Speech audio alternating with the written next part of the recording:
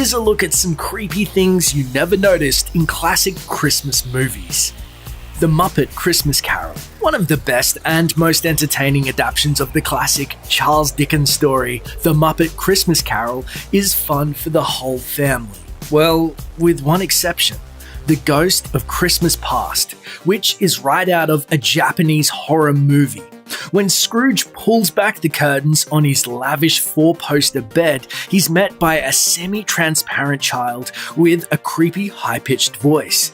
It's kind of surprising Scrooge didn't just spare himself the rest of the night and take himself out like Gonzo did. Oh, good God! Medic! Nurse! Rudolph the Red-Nosed Reindeer.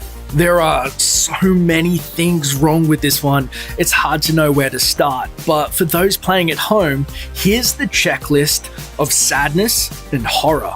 Donna verbally abuses his own son and forces him to disguise his birth defect to conform to the norm. You'll like it and wear it. Oh, but Daddy! The head elf publicly taunts Hermie for wanting to be a dentist, then makes him work overtime. Hermie responds by violently pulling out all of the Bumble's teeth in a scene guaranteed to give you nightmares. And after the Bumble and Yukon Cornelius seemingly fall to their deaths, they reappear with the Bumble having been somehow transformed into some kind of servile zombie slave. Oh, and Santa is a total too. Donner, you should be ashamed of yourself. What a pity. He had a nice takeoff, too. You're the one that should be ashamed, you jerk. Frosty the Snowman. This wonderful tale starts when a seemingly drunk, terrible magician, Professor Hinkle, fails so spectacularly at a magic show that the kids steal his hat in retribution. Sure, he said he was going to throw the hat away, but he never got the chance because his backstabbing, red-eyed rabbit took off, leaving Hinkle to get trampled by the children as they ran outside. As he runs after them to fetch his rabbit and hat, that's when he sees Frosty come to life, and Hinkle realizes the potential of his, keyword his, magical hat. The crime is so obvious that the narrator steps in to try to convince the audience otherwise. The hat did belong to Frosty and the children.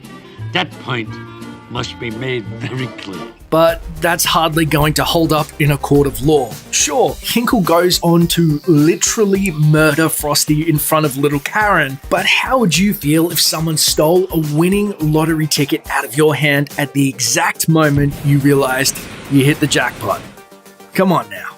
How the Grinch Stole Christmas. Let's set aside the pervasive dog abuse heaped upon poor Max. The big issue with How the Grinch Stole Christmas is that the story undermines its whole morality at the end. Think about it. What is the Grinch's grand gesture after executing his theft to make a statement against the materialist excess of the holidays? He rides into Whoville like a hero and gives it all back. He rewards them for not caring about their material things by giving them back all of their material things. It doesn't really seem like the message got through here.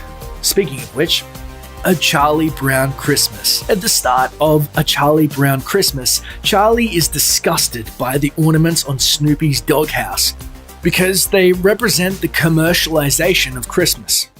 My own dog gone commercial. I can't stand it. Oh. The true spirit of Christmas?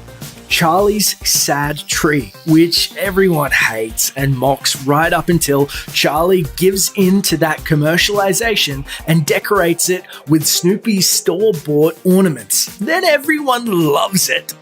Yes, the true meaning of Christmas is to give in and buy things. Merry Christmas, Charlie Brown! It's just a total coincidence that this special was commissioned by the Coca-Cola Corporation. After all, when have they ever made a dime off of selling Christmas? Santa Claus, the movie, one of the most sadistic characters in Christmas history, makes his appearance in Santa Claus, the movie. The unscrupulous toy maker BZ, who's in trouble with the Senate for stuffing his teddy bears with, wait for it, rusty nails, used razor blades, and shards of glass. So, when Santa's former helper Patch comes along with an idea to mass produce candy canes that make children fly, the cigar puffing business mogul sees it as a chance to bounce back.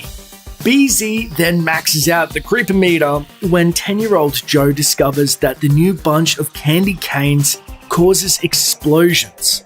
Instead of recalling the items, BZ locks Joe in the basement of his factory and plans to flee to Brazil, leaving the orphan boy to starve in the dark. Oh, BZ. Even the Krampus thinks that's going too far. It's a Wonderful Life. Suicide, sudden death by stroke, housing projects. They're all here in this joyful holiday tale. But what's really creepy is the method that George Bailey's guardian angel, Clarence, uses to keep George from committing suicide. He uses extreme emotional manipulation, pretending to drown so that George is forced to jump in and save him, just as George had to do as a boy when his brother Harry fell through a frozen lake. That incident cost George the hearing in one ear, setting in motion everything bad that ever happened to George. Way to go, Clarence. You just forced George to relive every painful memory of his entire life. Maybe next time you could try something